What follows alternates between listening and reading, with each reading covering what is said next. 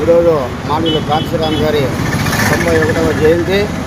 కాంశీరామ్ గారు పంజాబ్ రాష్ట్రంలో కవాస్పూర్ అనేటువంటి గ్రామంలో 1934 మార్చి 15న జన్మించడం జరిగింది.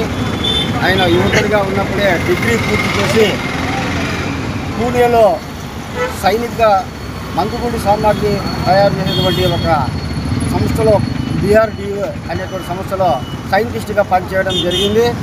ఆ సైంటిస్ట్గా పనిచేసే క్రమంలో అక్కడ ఉన్న 4వ తరగతి ఉద్యోగుల్ని ఆ కంపెనీ తొలగించినప్పుడు వాళ్ళ కోసం పోరాటం చేయడంలో డాక్టర్ బాబాసాహెబ్ అంబేద్కర్ గారి గురించి తెలుసుకోవడం జరిగింది.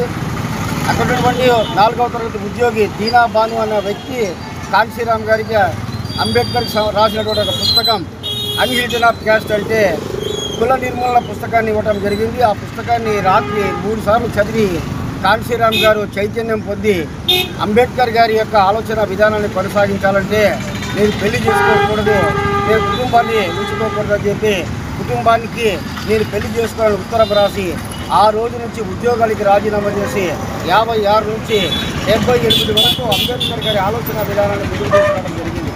78లో ఎంప్లాయీస్తో బాంబ్ కూడా సంస్థను ఏర్పాటు చేసి ఆ బాంబ్ కొద్ది రోజులు కొనసాగించిన తర్వాత 84లో బహుజన్ సమాజ్ పార్టీ అని ఏర్పాటు చేసి దేశంలో ఉన్నటువంటి 85% SC, ST, BC మైనార్టీ ప్రజలను ఏకం చేసి 300 కులాలని ఒక వేదిక మీదకు తెచ్చి పెద్ద రాష్ట్రమైన ఉత్తరప్రదేశ్లో అధికారాన్ని చేపట్టి ఒక దళిత మహిళ కుమారి మాయావతిని 4 సార్లు ముఖ్యమంత్రి చేసిన ఘనత కాంశీరామ్ గారికి.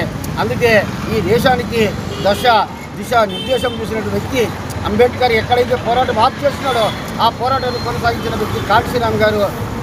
ఆయన జన్మదినం సందర్భంగా మేము ఆయన ఘనంగా నివాళులర్పిస్తున్నాం.